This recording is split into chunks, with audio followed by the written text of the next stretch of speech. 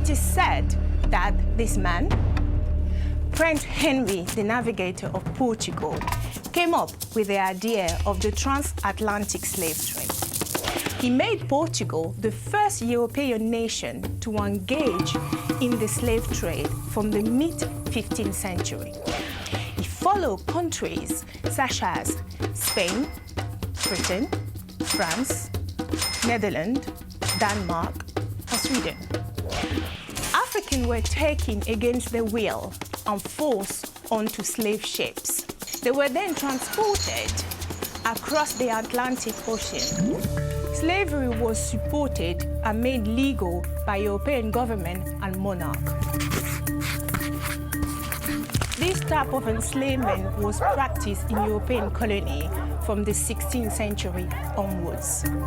Captain John Hawkins made the first known English slavering voyage to Africa in 1562 in the reign of Elizabeth I. It was called the transatlantic slave trade because it formed a triangle route across the ocean.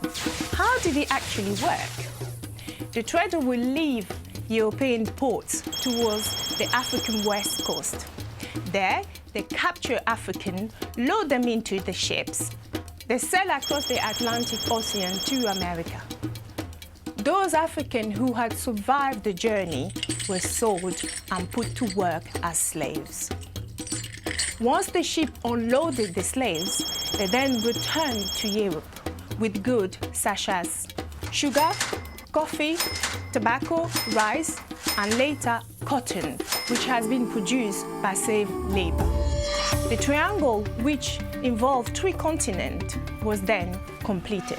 Millions of Africans were enslaved and forced across the Atlantic to labor in plantations in the Caribbean and Americas. This led to generation after generation of people being taken from their homelands. Where did the ship arrive in Europe? The main European ports that were involved in the slave trade were Liverpool, London, Bristol, other European ports such as Amsterdam, Barcelona, Bordeaux, and Nantes. There were loads of resistance by Africans against slavery, like L'Amour d'Errance, L'Amour d'Errance, who was a slave turned rebel, then became a general, and Olaudah Okiano, born in modern-day Nigeria.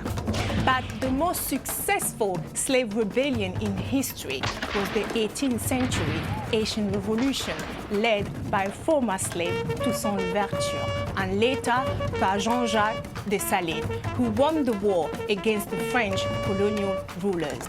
This founded modern-day Haiti. This became the only place where slaves freed themselves and created their own country.